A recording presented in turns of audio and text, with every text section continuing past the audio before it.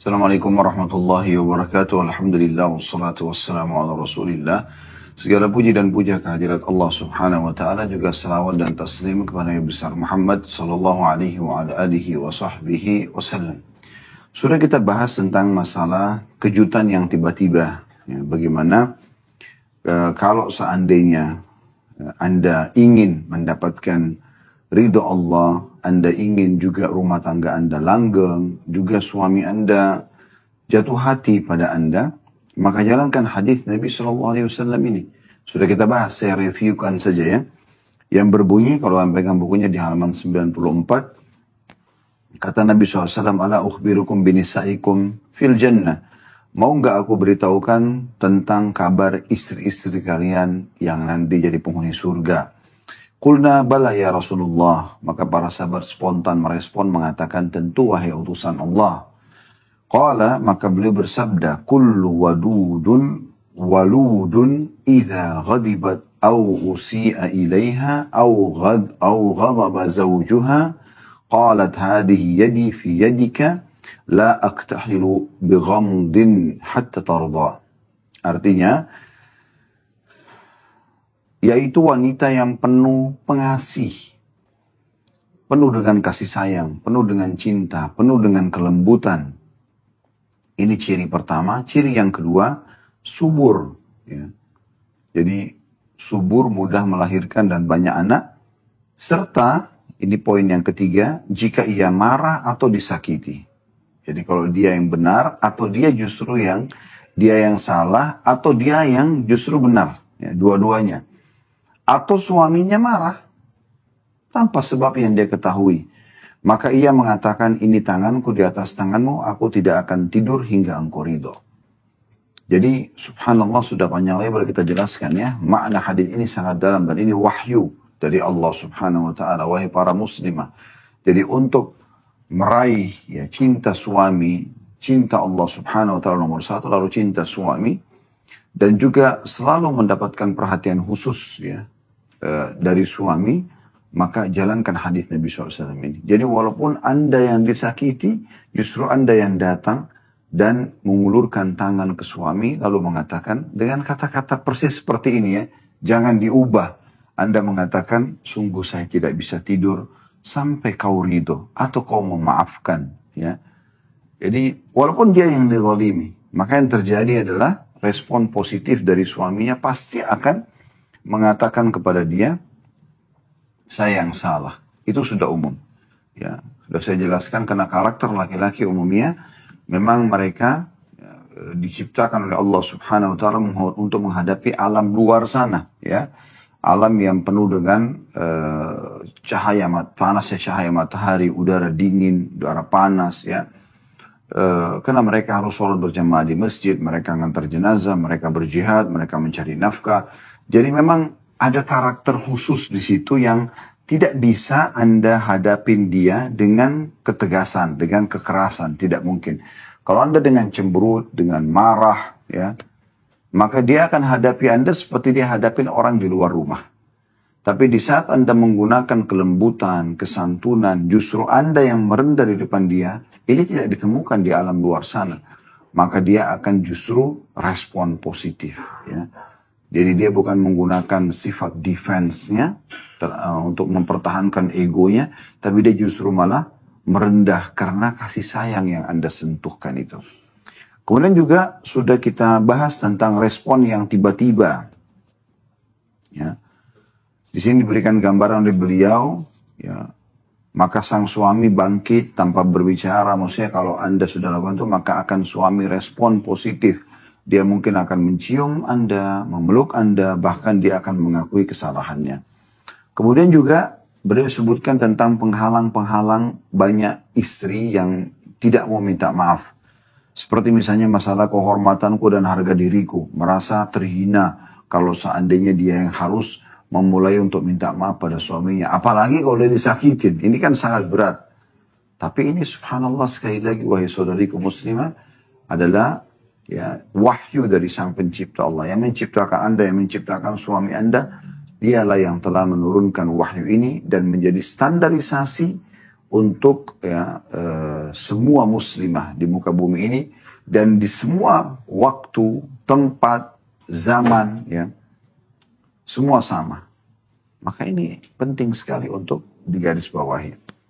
Kemudian juga ada yang beliau juga angkat sampaikan udzur atau permintaan maaf kepada Allah, ya.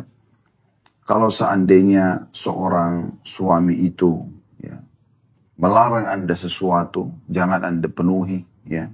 Jangan Anda langgar maksudnya, kayak misalnya memasukkan orang ke dalam rumah, ya. Kemudian juga keluar rumah tidak boleh kalau tanpa izin. Ini semuanya poin-poin yang juga sudah kita bahas beranjak daripada hadis Nabi alaihi salatu wassalam, yaitu dari Mu'adz bin Jabal radhiyallahu anhu, tidak halal bagi perempuan yang beriman kepada Allah hari akhir untuk mengizinkan orang lain masuk ke dalam rumah sedang suaminya membenci orang tersebut. Tidak boleh baginya untuk keluar rumah sedangkan suaminya tidak menyukainya, ya, tidak mengizinkan. Tidak boleh mentaati seseorang pun berkenaan dengan suaminya. Kalau ada yang suruh seseorang menyuruh dia membenci suaminya, nggak boleh, ya. Kemudian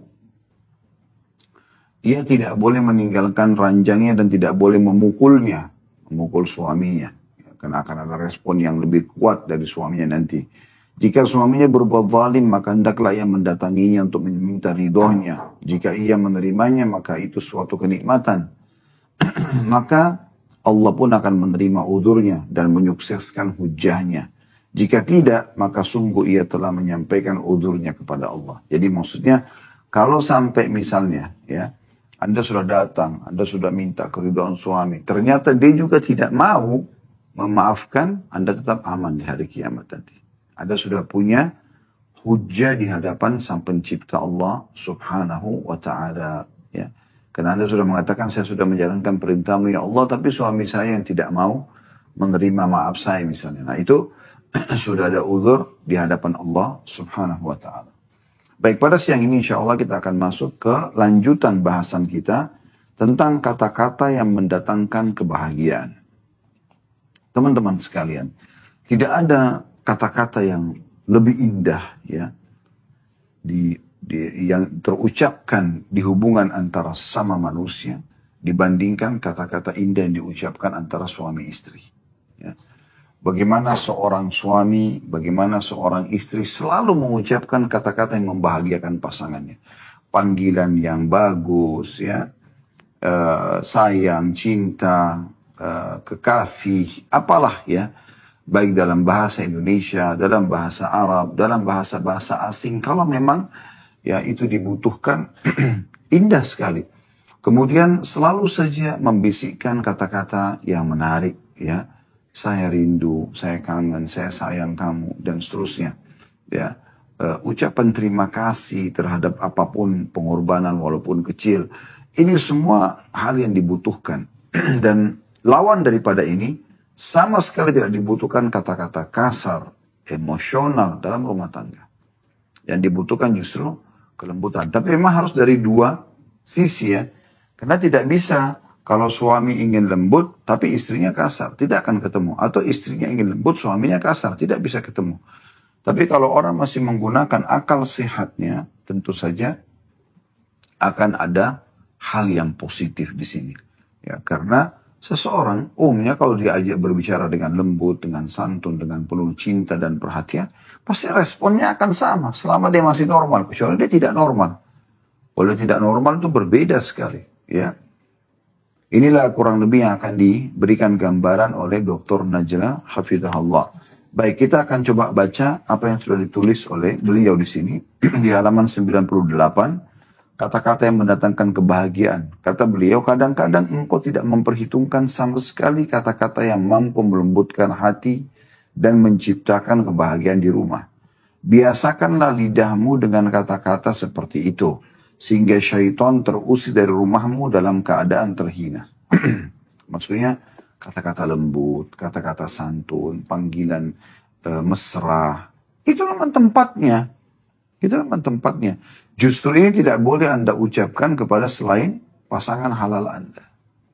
Banyak orang sibuk mengucapkannya pada selain pasangan halalnya. Justru pasangan halalnya tuangkan semuanya, nikmati semuanya. Semua ungkapan rindu, ungkapan sayang, ya, ungkapan cinta, semuanya. Ya, kenapa banyak di antara suami istri yang belum pernah mengetik kata-kata yang indah dan saling memberikan perhatian khusus? Misalnya, contoh di dalam WA misalnya. Zaman dulu orang menulis surat cinta. Kenapa sekarang orang tidak menulis seperti itu? Ungkapan-ungkapan dari isi hati tulus yang dibahasakan, yang itu kita harapkan kalau dari hati ya, bisa menyentuh hati pasangan kita juga. Dan itu pasti bisa, ya, dengan sendirinya. Karena pada suami itulah, ya, Anda punya hak untuk menuangkan semuanya. Dan haram hukumnya Anda menuangkan kepada selain suami Anda. Jadi nggak boleh sama sekali para akhwat kita membuka pintu-pintu syaitan dengan laki-laki yang bukan halal bagi dia. Kemudian dia sibuk untuk membicarakan hal-hal yang berbau cinta, sayang, ya, padahal sebenarnya tidak halal bagi dia untuk itu.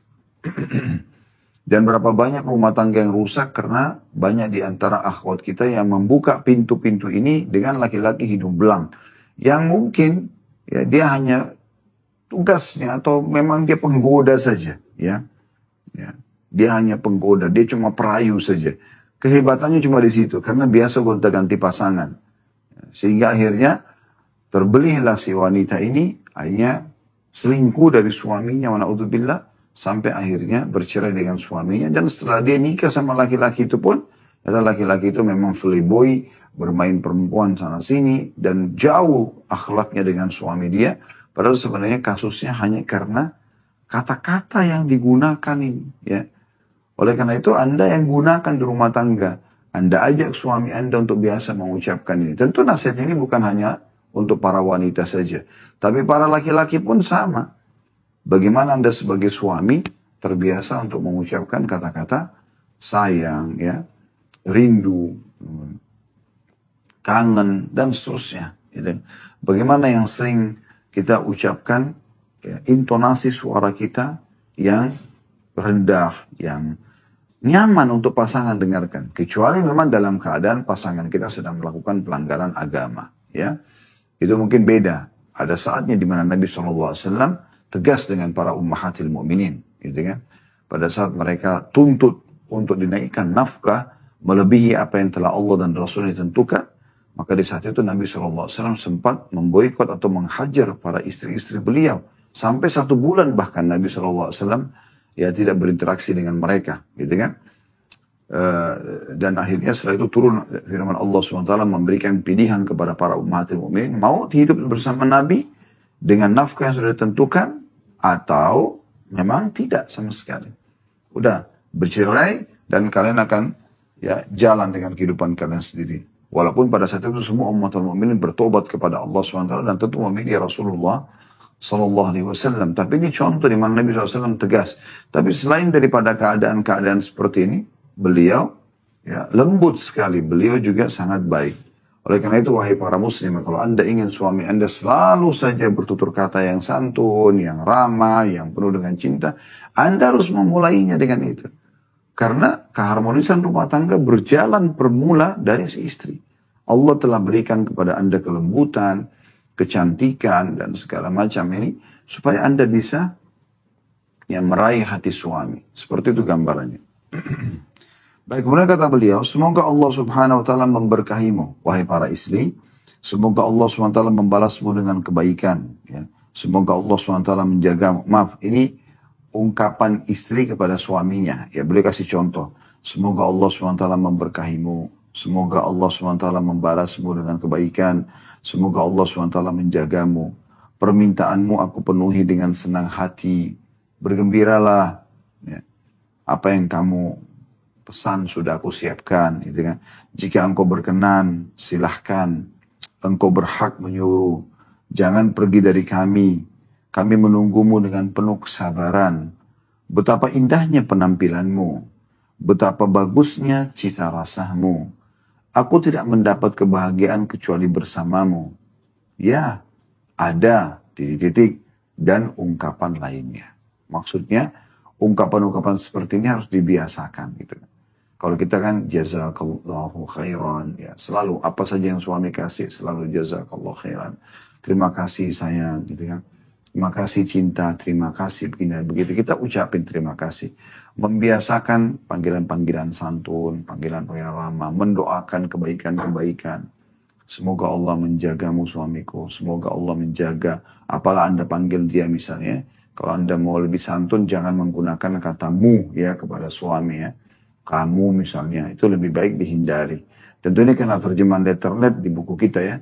Tapi kalau Anda bisa lebih bagus dipanggil yang lebih sopan ya. Mungkin kakak, mungkin abang, mungkin yayang, mungkin apalah ya.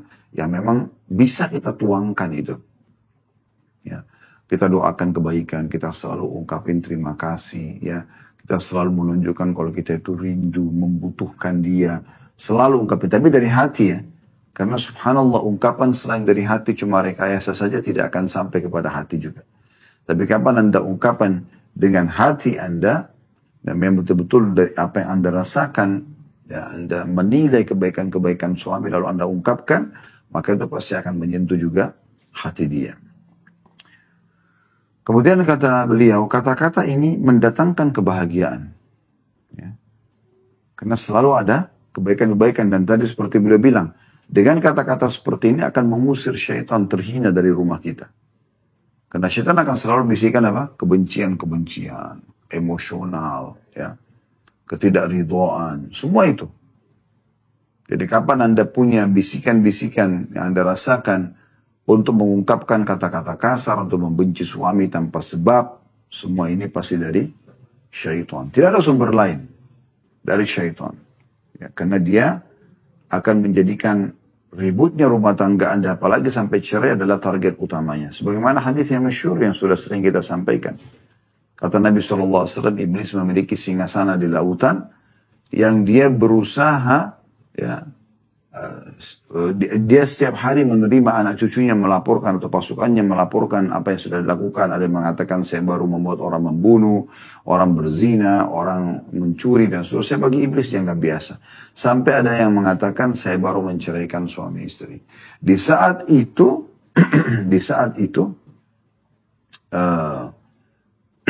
iblis akan mengatakan kaulah jagoannya, kau yang paling hebat gitu.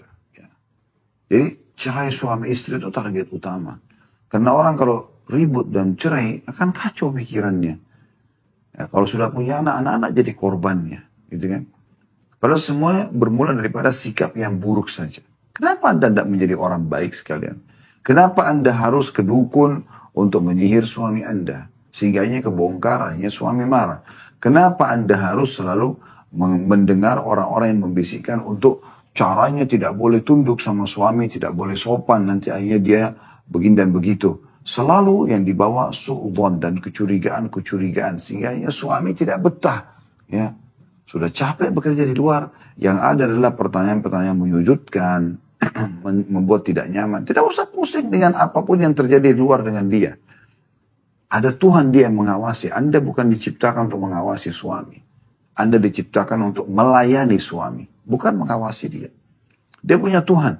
Kalau dia berbuat salah, Tuhannya Allah subhanahu wa ta'ala akan menjaga dia. Akan mengawasi dia. Ya. Dan Allah itu maha teliti. Allah azza wa jal maha teliti. Jadi nggak usah khawatir. Habis waktu kita teman-teman sekalian kalau cuma mau sibuk. Suami ini jalan sama siapa, ketemu sama siapa. Itu habis umur untuk apa? Anda dandan yang cantik, yang bersih. Di saat suami datang Anda sudah sambut dan Anda jalankan tugas Anda. Dan itu hanya sampai ajal datang. Sudah dapatkan ridho Allah, mati masuk surga, juga di dunia mendapatkan cinta suami. Tanpa Anda sadari Anda sudah menanamkan cinta pada suami itu. Dengan tidak banyaknya bertanya, yang menyudutkan, tidak banyaknya kecurigaan, tidak mengungkapkan tutur kata yang kasar. Itu semua akan membuat hati suami itu menjadi lunak dan akan selalu bersama dengan Anda. Kemudian beliau mengatakan, janganlah engkau menjadi istri yang kasar, yang suka melontarkan kata-kata kasar. Suamimu membutuhkan perasaan yang melimpah dan kata-kata yang manis. Jadi suami tidak butuh kata-kata, kamu dari mana? Kamu kenapa terlambat? Kamu begini dan begitu. Memang ibumu itu. Ya. Selalu kata-kata yang menyudutkan. Gitu. Ini pasti ada sesuatu yang dirahasiakan nih. Gitu. Kadang-kadang kalau suami ungkapin permasalahan di kantor, kayaknya saya ada dipotong gaji, potongan gaji karena ini dan itu. Tuh kan, karena memang nggak bilang sama saya tuh. Jadi dia bukan menenangkan suami, bukan mengatakan, oh ya, semoga Allah SWT mudahkan ya, Allah SWT gantikan, Allah SWT juga mendatangkan sumber rezeki dari tempat lain ya, nggak apa-apa, kita sabar kok. Jadi yang ada adalah kata-kata manis. Kalau istri itu bisa menjadi seorang partner yang membuat nyaman suaminya, selalu nyaman ada di sebelahnya dengan bau badan yang wangi, sudah kita jelaskan di bab-bab sebelumnya ya. Bau badan yang wangi, pakaian yang seksi, tutur kata, ditambah lagi dengan hari ini dengan tutur kata yang santun. Suami akan selalu merindukan agar selalu berada di sebelah Anda. Gitu kan? Dan dia kalau perlu sudah ada di rumah, dia tidak akan mau aktivitas di luar rumah. Dia akan berusaha untuk selalu bersama dengan Anda. Ya, paling tidak melihat Anda atau ngobrol dengan Anda. Karena memang dia nyaman gitu kan. Dia nyaman. Diajak ngobrol bisa, biologis interaksi bisa, bercumbuan bisa, kemudian mau makan bersama bisa. Apa saja semuanya bisa.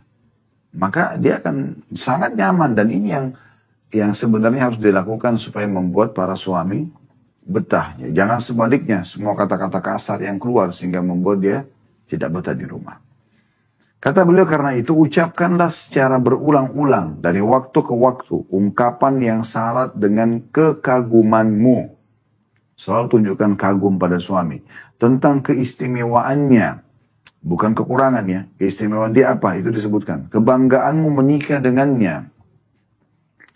Dan bahwa engkau mendapatkan keberuntungan yang besar karena menjadi istrinya. Sambutlah ia saat kepulangannya dengan kata-kata yang manis dan ambillah apa yang ada di tangannya. Tasnya, apa saja, bantu dia. Bukan dibiarkan. Berapa banyak istri subhanallah suaminya pulang lagi duduk depan TV, sibuk dengan acara TV. Dari channel ke channel, suaminya datang, salam cuma dijawab, waalaikumsalam. Ya, bukan disambut gitu kan. Kemudian juga sibuk ya, dengan anak-anak. Bukan tidak boleh ya, tapi kan suami saatnya datang. Ada saatnya Anda sedang beberapa waktu butuh beberapa menit untuk melayani suami dulu. Yang seharian sudah bersama dengan anak gitu kan. Atau sibuk, apalagi kalau sibuk dengan teman-teman, telepon-teleponan, WA, ya, sibuk dengan medsosnya. Sehingga suami sendirian. Itu ada makanan yang di meja makan, tapi dia sendiri nggak temanin. Ya, kan aneh sekali. Dia harus temanin makan, dia layanin, kalau perlu dia suapin. Nabi SAW sama Aisyah pernah suap-suapan makanan, gitu kan? Apa susahnya Anda suapin makanan ke suami kalau memang dia mau itu, ya? Kalau dia tidak mau jangan dipaksakan. Atau Anda yang duduk di sebelahnya, Anda yang ya membuka 7 saji, Anda yang menyendokkan nasinya, lauknya. Kenapa Anda tidak lakukan semua itu? Sementara ini bagian daripada syariat Allah subhanahu wa ta'ala. Melayani suami dan mencari ridhonya bagian daripada syariat Allah subhanahu wa ta'ala. Kemudian beliau mengatakan, cegahlah lidahmu dari segala kata-kata yang keji. Diam adalah perhiasan dan keselamatan jika hendak bicara. Maka sedikitkanlah pembicaraanmu. Kecuali semua isinya pujian.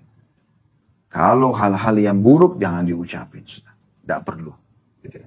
Walaupun lagi pegel, gak usah, diam aja. Nanti kalau dia tanya kenapa, kok diam, kok ada perubahan sikap. Nah, kalau memang bisa diungkapin dengan cara baik-baik. Enggak, kemarin tuh ada seperti ini, rasanya gak enak. Cemburu pun bisa dibahasakan. Aku cemburu misalnya. Ya. Bisa nggak aku ditenangin? Kan bisa dengan bahasa-bahasa yang santun ya. Daripada cemberut, terus tiba-tiba mengeluarkan tutur kata yang kasar. Suami baru pulang kerja, nggak ngerti permasalahan apa gitu kan. Dan seterusnya. Kalaupun sampai buruk sekali misalnya. Teman-teman kantornya memang ada lawan jenis yang berusaha menggoda dia. Anda sekarang istrinya. Ya, Anda istrinya. Dia itu orang lain. Dia berusaha untuk merusak rumah tangga Anda. Jangan malah Anda marah dengan suami. Sehingga suami merasa nyaman dengan dia. Karena orang itu justru menunggangi keadaan. Tidak. Tunjukkan justru Anda lebih cinta dengan suami. Anda rangkul dia dengan baik. Anda nasihatin dengan baik. Ya, berikan masukan-masukan positif. Ya, takutkan dia dengan azab Allah Subhanahu wa taala dengan santun. Itu cukup. Beliau mengatakan jika engkau menyesal atas sikap diammu sekali, maka engkau menyesal atas ucapanmu berkali-kali.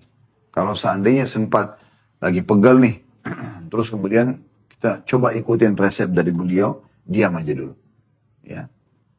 Karena tidak menyelesaikan perkara kalau kita lampiaskan dengan emosi kan. Kita pun belum bisa mengontrol kata-kata kita misalnya. Baik, kita dengan tenang, jangan tergesa-gesa, ya. Kita diam. Kalau Anda menyesal satu waktu, toh juga dia akhirnya minta maaf. Kenapa saya harus diam? Harusnya saya ungkapin aja. Enggak, ketahuilah. Kalau diam kita sesali sekali, tapi ternyata efeknya bagus, ya. Itu lebih baik daripada Anda bertutur kata pada saat itu dan Anda tidak tahu, mungkin tidak menyelesaikan permasalahan. Mungkin justru akan melahirkan permasalahan-permasalahan baru. Kemudian, beliau mengatakan, biasakan lisanmu mengatakan kebaikan, maka keselamatan yang ada. Dari kesalahan-kesalahan kata-kata dan ketergelinciran kaki terjaminkan. Ini pepatah ya. Jadi ini disebutkan pepatah sama dia. Biasakan lisanmu mengatakan kebaikan, maka keselamatan dari kata-kata, dari kesalahan kata-kata atau ketergelinciran kaki terjaminkan. Ya, maksudnya, kalau seandainya kamu jaga kata-katamu, selama masih di mulut, berarti masih punya kita. Ya, bisa kontrol, bisa ditelan kembali walaupun pahit gitu kan. Tapi demi untuk maslahat umum. Kalau sudah diungkapkan, sulit untuk ditarik. Menyakiti perasaan orang lain misalnya. Susah untuk kita tarik gitu.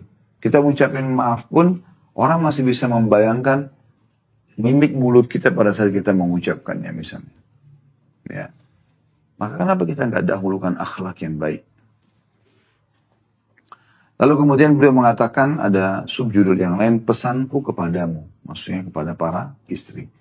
Yang pertama, berhati-hatilah jangan sampai engkau memberikan kritikan yang pedas untuk kesalahan-kesalahan kecil dan besar. Jadi kalau diminta saran, baru kasih masukan. Dan masukan itu pun kalau Anda merasa memang Anda ahlinya. Kalau tidak, bilang saya tidak ada ilmunya di situ. Saya tidak tahu gitu ya. Saya khawatir kalau saya sampaikan saya salah. Nah, seperti itu. Atau kalau memang harus Anda memberikan masukan, maka jauhi kritikan-kritikan pedas. Tuh kan, makanya baca buku, makanya belajar, makanya begini. Itu kata-kata semua menjatuhkan suami gitu. Walaupun suami Anda orang awam. Gitu kan. Tapi Anda bisa dengan cara, sebenarnya tujuannya sama tapi caranya yang berbeda. Anda misalnya sudah tahu nih, secara syar'i dia melakukan satu pelanggaran yang salah. Gitu kan. Maka Anda datang kepada dia, Anda cuma mengajak, sebenarnya tujuan sama ya, menyampaikan nasihat atau memberikan kritikan pada dia, tapi cara saja yang berbeda. Tujuannya sama gitu. Ya. Maka Anda mengatakan misalnya, saya pernah baca, ya. Apalagi diikuti dengan saya pernah baca sayang itu ada sebuah fatwa ulama tentang masalah ini dan itu. Anda sudah siapkan nih, ini coba baca deh, ini fatwanya. Padahal sebenarnya sama dengan tadi, Anda lagi mangkal, dia sudah melakukan pelanggaran agama. Daripada Anda mengatakan, itu haram dalam Islam, itu tidak boleh, nanti kau masuk neraka. Kenapa sih begini dan begitu? Dengan kata-kata kasar. Hanya membuat suami malah menjauh. Ya, malah muncul sifat defense ke laki-lakian dia ya. Saya sudah sering bahasakan, karena kami kaum laki-laki diciptakan untuk alam luar, sifat pertahanan dirinya itu lebih kuat. Egonya lebih besar. Gitu kan. Kalaupun dia diserang, maka yang ada adalah pertahanan yang dia dahulukan. Maka ini harus hati-hati. Lalu beliau mengatakan, jangan biarkan perselisihan apapun yang terjadi di antara kalian berdua berlanjut hingga hari berikutnya. Ini sering saya bahasakan dengan bahasa saya sebelum bedah buku ini pun.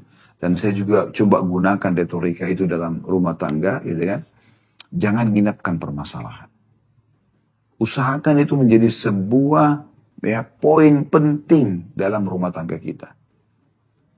Jangan ginapkan. Ada permasalahan apapun, kita introspeksi diri. Kalau tahu diri kita salah, segera minta maaf. Segera minta ya agar suami ridho atau istri memaafkan. Kemudian, oke, kita jalani. Kita coba perbaikin ke depannya. Yang salah minta maaf, yang benar memaafkan. Jangan diingatkan, karena menginapkan ke hari esok, kita tidak tahu esok itu ada masalah apa. Nanti jadi menumpuk, akumulasi, ini jadi masalah lain. Jadi beliau mengatakan jangan biarkan perselisihan apapun yang terjadi di antara kalian berdua berlanjut hingga hari berikutnya. Karena ini berarti engkau membiarkan ruang bagi syaitan untuk menyusup ke dalam hati kalian dan membesar-besarkan perselisihan tersebut. Apalagi kalau nginap beda tempat tidur, beda kamar, beda rumah, tambah panjang itu. Pasti dibumbui oleh syaitan. Karena syaitan ingin perceraian, pertikaian dalam rumah tangga. Itu target utamanya. Ya. Jadi sadari ini teman-teman sekalian. Sadari ini teman-teman sekalian. Jangan sampai membuka pintu-pintu syaitan. Karena dia pasti akan berusaha supaya Anda ya ribut dalam rumah tangga. Ujung-ujungnya bercerai. Itu target utamanya. Kemudian berhati-hatilah. Jangan sampai nasihat selanjutnya. Berhati-hatilah jangan sampai engkau mengingatkan suamimu atau akan kesalahan-kesalahannya. Tapi ingatkanlah ia akan kenangan-kenangan yang indah. Kecuali keadaannya kesalahan itu terulang. Anda bisa membahasakan. Ini kok terulang lagi ya sayang. Ini kan sudah pernah terjadi. Harusnya kan tidak boleh. Dan seterusnya. Misal itu lain. Tapi kalau enggak usah diungkap-ungkap. Lagi Anda berbahagia. Lagi sama-sama rekreasi. Ngapain ungkap-ungkap permasalahan yang sudah selesai? Gak ada gunanya. Hanya untuk mengganggu dia. Hanya untuk menyakiti hatinya. Perasaannya, sehingga akhirnya yang tadinya bisa bermesraan berubah menjadi pertengkaran dan pertikaian. Ya. Apa manfaatnya? Selanjutnya beliau mengatakan, lakukanlah kritik dengan isyarat sebelum secara terang-terangan. Usahakanlah kritikanmu terhadap suamimu dilakukan secara diam-diam tanpa diketahui seorang pun. Pilihlah waktu yang tepat untuk mengkritiknya. Ingatlah bahwa terlalu banyak mengkritik terutama dalam perkara yang sepele bisa menciptakan ketegangan dan kegelisahan serta menciptakan penghalang kejiwaan. Jadi ini bahasa juga cukup dalam ya yang beliau bahasakan. Sering saya bahasakan subhanallah Dr. Najar ini Allah berikan taufik berbicara betul-betul mungkin dari pengalaman pribadi beliau dan juga bagaimana beliau menggeluti alam rumah tangga ini sampai benar-benar memahami bagaimana harus seorang wanita ya menjadi istri yang salehah, yang sukses ya dalam segala hal. Di antaranya dia harus bisa meraih cinta dan kasih sayang suaminya dan juga mencari pertama sekali ridho Tuhannya Allah Subhanahu wa taala. Di sini beliau mengatakan hal yang luar biasa. Sebelum kritik lisan, teliti dulu baik-baik. Kalau perlu dengan isyarat dulu mungkin ya. Dan usahakan kritikan ini tidak diketahui oleh siapapun. Sehingga suami tahu kalau Anda berikan masukan kepada dia murni ya. Murni karena memang Anda ingin kebaikan buat dia. Orang tuanya pun tidak tahu. Orang tua Anda atau mertua dia juga tidak tahu. Apalagi kalau teman-teman, apalagi saudara, apalagi tetangga dan seterusnya.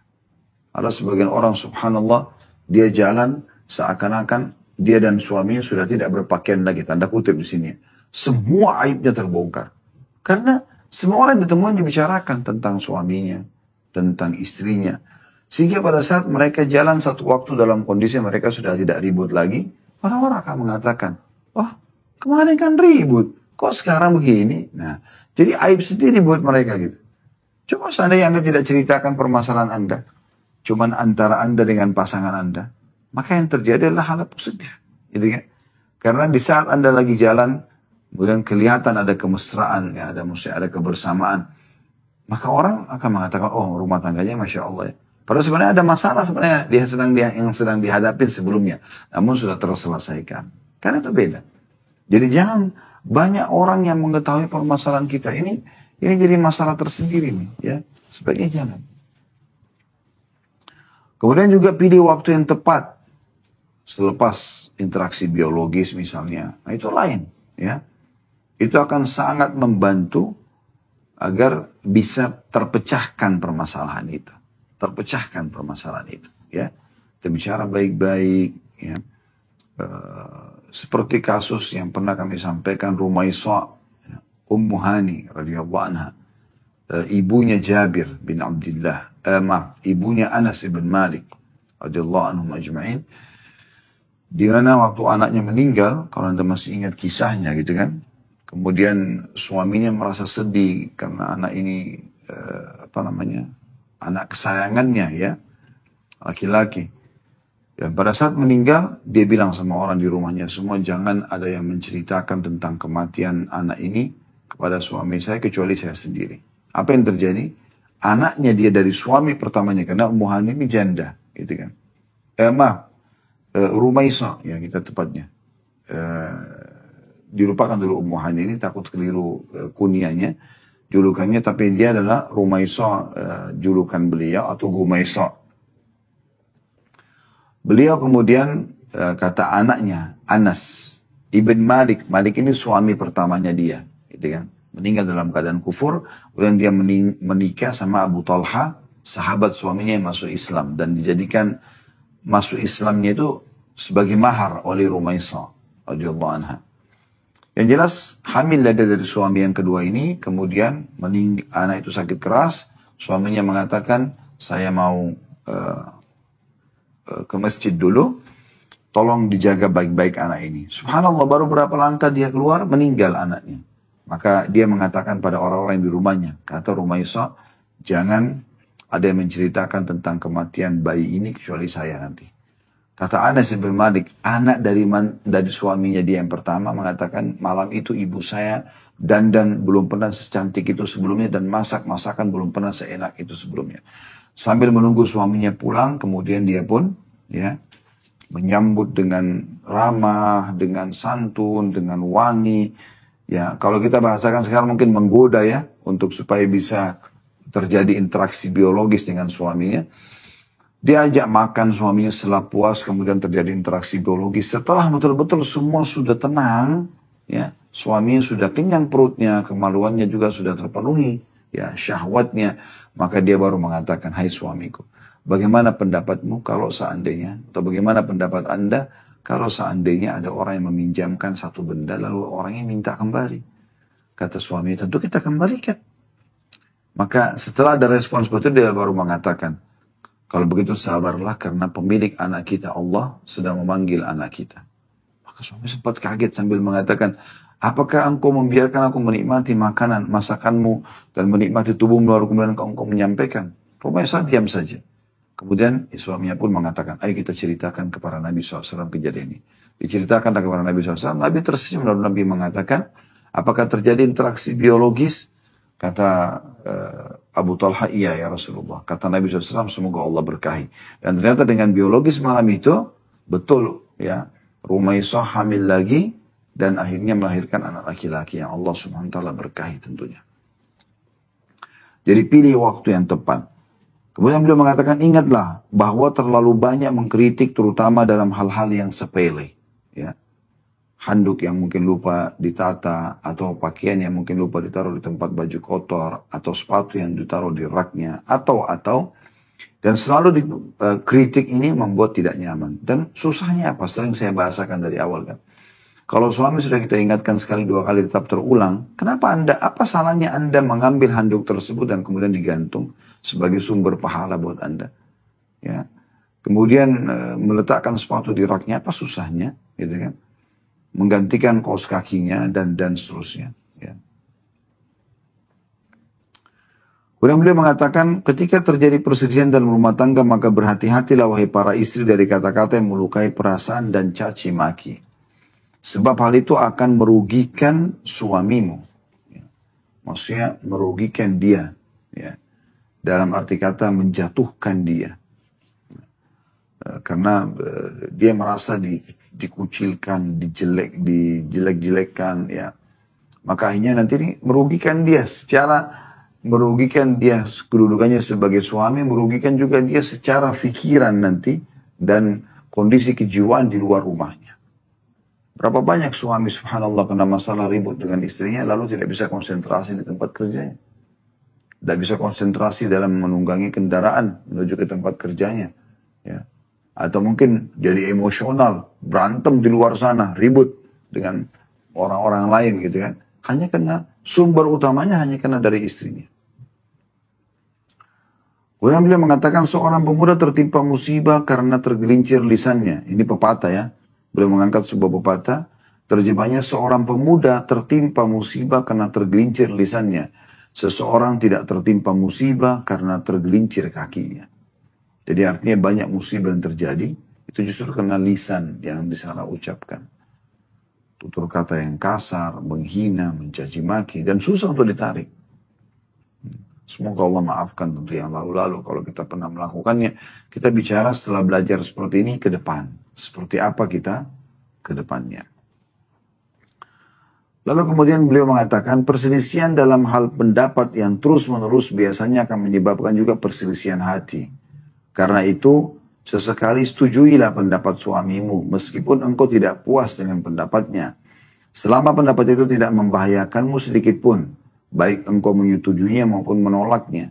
Hanya untuk misalnya diajak ke satu restoran. Tak perlu kita ego untuk mendahulukan restoran kita. Walaupun kita bisa berikan masukan. Kalau kesini bagaimana misalnya. Dia bilang, oh tapi saya lagi pengen ini. Ya sudah, ikut saja. Selama tidak merugikan, kenapa sih? Kan toh juga makan. Gitu kan. Atau diajak ketemu orang tuanya dulu, kemudian baru ketemu orang tua Anda. Kenapa tidak Anda iyakan saja? Kan positif saja. Tidak masalah, tidak merugikan. Hari ini diajak ketemu sama orang tua dia atau mertua Anda, maka besok Anda bisa ajak bertemu dengan orang tua Anda yang merupakan mertua dia. Kan gitu. Bisa saja.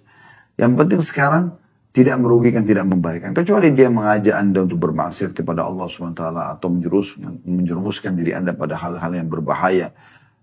Narkotika, apalah perselingkuhan. Saya mengajak untuk kumpul bersama-sama dengan teman-teman dia sehingga terbuka pintu-pintu maksiat buat diri Anda. Ini Anda boleh menolak. Ya. Karena kata Nabi SAW, la ta'ata illa fi ma'ruf. Tidak ada ketaatan kecuali pada hal yang dibolehkan dalam agama. Dalam riwayat dan la ta'ata li makhlukin fi ma'siyati khaliq. Tidak ada ketaatan pada makhluk yang berbuat maksiat pada Sang Pencipta Allah. Selanjutnya, mengambil dan memberi akan membiasakan masing-masing suami istri untuk saling memahami. Mengambil pendapat, memberi, ya, memenuhi sebuah kebutuhan. Itu akan membuat mereka akan mudah saling memahami. Yang terakhir beliau katakan di sini di subjudul ini ya.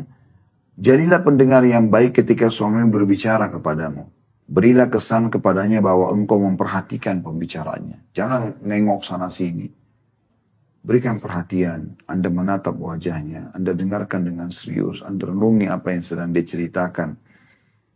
Jangan engkau terus memutus pembicaranya meskipun pembicaraan itu berisi kritikan atasmu. Udah, kalaupun dia kritik, kenapa kok gini, kenapa masakannya begini, kenapa begitu, diam saja. Tidak apa-apa, berikan dia kesempatan untuk menyampaikan. Kemudian Anda ingat, tujuan sama, tapi cara yang berbeda. Tujuannya misalnya, kita ingin menjawab, gitu kan. Tujuannya itu, supaya jelas hujah kita atau argumentasi yang perlu kita sampaikan. Tapi cara yang berbeda. Kalau Anda mengatakan, misalnya dikritik, kok masakannya begini, lebih garamnya, asin, dan segala macam. Kalau Anda mengatakan, ya sudah begitu saya masak. Ya udah terima, enggak terima, terserah. Yang terjadi apa? Rusak semuanya. Padahal tujuannya sama, Anda kan ingin menjawab. Bagaimana caranya berbeda? Ya jazakallah khair masukannya, insya Allah. Kedepannya nanti saya perbaikin ya. Cuman tadi memang saya mungkin tergesa-gesa, mohon dimaafkan. Tujuannya sama, kan menjawab. Tetapi di sini caranya yang berbeda. Kayak ini yang dimaksudkan dengan paragraf terakhir tadi. Jadi jangan memutus tiba-tiba pembicaraan dia walaupun itu adalah kritikan yang sedang dia memberikan masukan. Baik, kita akan masuk ke subjudul yang lain. Kapan dan bagaimana aku harus mengkritik suamiku? Penentuan waktu dan tempat serta bagaimana mengkritik adalah perkara yang sulit dan membutuhkan kecerdasan istri. Untuk menjawab pertanyaan di atas, maka tanyakanlah pada dirimu terlebih dahulu perkara-perkara berikut ini. Yang pertama, apakah aku suka bila suamiku mengkritikku di hadapan orang lain? Tanya dulu diri sendiri itu. Seandainya perkara ini terjadi padaku, apakah suamiku berhak mengkritikku? Evaluasilah keadaanmu. Saya ulangi lagi. Jadi yang pertama, apakah aku suka bila suamiku mengkritikku di hadapan orang lain? Anda suka nggak dikritik di hadapan orang lain? Kalau tidak suka, berarti jangan lakukan pada suami. Dan yang kedua, seandainya perkara yang terjadi padaku, kita balik. Yang sedang terjadi pada suami, terjadi pada Anda. Apakah suamiku berhak mengkritikku? Berhakkah dia memberikan masukan kepada aku? Evaluasilah keadaanmu. Kalau nggak berhak, ya sudah nggak usah. Ya. Kapankah waktu yang tepat untuk mengkritik suamiku dan bagaimana aku mengkritiknya? Anda tanya. Ringkasan jawaban dari pertanyaan di atas ialah kritikan itu hanya perlu dilakukan pada perkara-perkara besar saja. Tidak semua kesalahan adalah problem. Memilih waktu untuk mengkritik adalah perkara yang sangat penting sekali sehingga kritikan tersebut bisa menjadi kritik membangun dan positif. Janganlah terburu-buru untuk mengkritik, tapi tundalah sementara waktu karena masih ada perkara-perkara yang harus diperhatikan. Terutama, nah di sini kita tutup dengan bahasan kita ini tentunya ya. Yaitu jika engkau marah dan jika suami marah. Ini subjudul lain. Dan kita tutup dengan ini.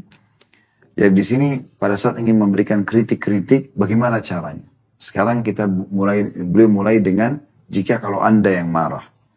Beliau bilang jika engkau marah, engkau akan mengatakan hal-hal secara berlebihan. Maka sebagian besar kritikanmu adalah timbul dari kemarahanmu. Akibatnya suamimu berkeyakinan bahwa kritikanmu disebabkan oleh dorongan amarah. Sehingga kritikan tersebut tidak ada pengaruhnya. Jadi dengan emosi tidak ada gunanya. Ketergesaanmu dalam melakukan kritikan dan membuatmu salah metode. Dan ini menjadikan semua orang jadi salah. Artinya kalau ingin memberikan kritikan dan Anda sudah pasti tahu suami yang sedang salah. Jangan dalam kondisi emosi. Gak bisa, dengan emosi gak mungkin. Gak akan menyelesaikan perkara. Karena yang keluar tadi bukan kritikan positif. Tapi karena dari emosi. Dan ini buahnya buruk. Tidak baik. Jika suami marah, yaitu ia dalam keadaan tidak sudi untuk menerima kata-kata apapun. Maka kritikan justru akan menambah tajam kemarahannya. Jadi waktu yang cocok untuk mengkritik adalah saat-saat tenang antara suami istri. Bukan pada saat-saat bahagia, gembira, dan ceria. Sebab saat-saat seperti ini jarang terjadi. Maka janganlah engkau menyanyiakannya. Jadi jangan lagi rekreasi lalu ungkap-ungkap masalah-masalah. Permasalahan enggak. Sekarang saatnya bergembira. Alangkah baiknya sekiranya suami istri memiliki waktu-waktu tertentu untuk saling menyampaikan segala keluhan. Inilah yang lebih tepat dan lebih utama. Sebab ketika itulah jiwa merasa siap untuk mendapat kritik dan melakukan perubahan. Jadi disepakati misalnya, mungkin ada waktu yang bisa khusus untuk menyampaikan keluhan-keluhan. Ya. Walaupun ini tidak harus ya. Ada orang mungkin setiap saat dia bisa menerima istrinya berkeluh kesah kapan saja. Dia bisa menerima dan langsung saja memberikan respon ya, atau jawaban-jawaban atau solusi gitu kan. Atau ada juga istri begitu siap. Setiap kali suaminya menyampaikan sesuatu, dia langsung siap saja untuk bisa menerima itu. Ya, sebagai masukan-masukan dan langsung bisa diselesaikan pada saat itu. Itu hal yang lebih baik. Tapi kalau tidak, Anda bisa luangkan waktu khusus. Misalnya, Anda bertemu ya selepas Isya. Ya, suami pulang kerja. Maka ada waktu jam sekian sampai jam sekian ini untuk makan. Jam sekian sampai jam sekian ini misalnya suami bersih-bersih, ya. Jam sekian sampai sekian mungkin ada interaksi biologis. Oh, jam sekian sampai jam sekian ini, misalnya setengah jam sebelum tidur itu adalah keluh kesah, ya, yang sedang dibahas. Maka itu akan jauh lebih baik, terpola jadinya. Kemudian beliau mengatakan, bagaimana saya mengkritik? Jadi saya ulangi lagi ya. Jadi waktu yang cocok untuk mengkritik adalah saat-saat tenang antara suami istri. Bukan pada saat-saat lagi bahagia, gembira, dan ceria lalu terjadi kritikan. Ya. Sebab saat-saat seperti ini jarang terjadi. Maka janganlah engkau menyanyiakannya. Alangkah baiknya sekiranya suami istri memiliki waktu-waktu tertentu untuk saling menyampaikan segala keluhan. Inilah yang lebih tepat dan lebih utama, sebab ketika itulah jiwa merasa siap untuk mendapat kritik dan melakukan perubahan. Kemudian selanjutnya bagaimana saya mengkritik? Tanda tanya. Ini adalah seni yang sangat penting, yang tidak bisa saya jelaskan secara panjang lebar di ruang ini, kata beliau. Saya hanya bisa berpesan, pilihlah metode yang tepat dan dengan sepenuh kelembutan. Jauhilah kata-kata nista dan jangan mengeraskan suara. Juga jangan lupa untuk melapangkan dadanya setelah engkau mengkritiknya. Ya. Maksudnya berikan dia ya jalan keluar. Misalnya anggaplah buruk, misalnya dia tidak sholat. Kalau Anda nasihatin dia, berikan masukan. Saya pernah mendapatkan sebuah artikel begini tentang sholat gitu ya. Ini coba dibaca, misalnya kita berikan masukan. Nah setelah kita berikan kritikan kan kadang-kadang orang merasa kayak diguruin ya, apalagi kalau laki-laki. Maka jangan lupa lapangkan dadanya. Insya Allah mudah-mudahan Allah mudahin ya, mulai sekarang bisa istiqomah sholat. Kan itu melapangkan dada jadi. Jadi kita kayak memberikan dia motivasi kalau dia bisa ya, untuk keluar dari permasalahan yang sedang dia hadapi itu. Kemudian dikatakan dengan menyebutkan keistimewaan dan keutamaannya atasmu. Ya. Jadi tetap kita mendahulukan itu. Jadi ini poin tidak kalah penting tentang masalah bagaimana melahirkan atau meletakkan hal yang tepat dalam kritikan. Ya. Jadi ini insya Allah bahasan kita dan kita akan coba ya membahas, dia akan datang nanti judul selanjutnya penentangan membawa kehancuran ya. Jadi ini masih dalam bahasan yang sama, masih di poin ke-6 ya, atau tepatnya pasal ke-6 yang tadi sudah kita berikan gambaran umumnya ya. Semoga apa yang kita bahas pada hari ini bermanfaat buat kita semua. Lebih kurang yang tolong dimaafkan. Subhanakallahumma bihamdika asyhadu an la ilaha illa anta astaghfiruka wa atubu ilaik. Wassalamualaikum warahmatullahi wabarakatuh.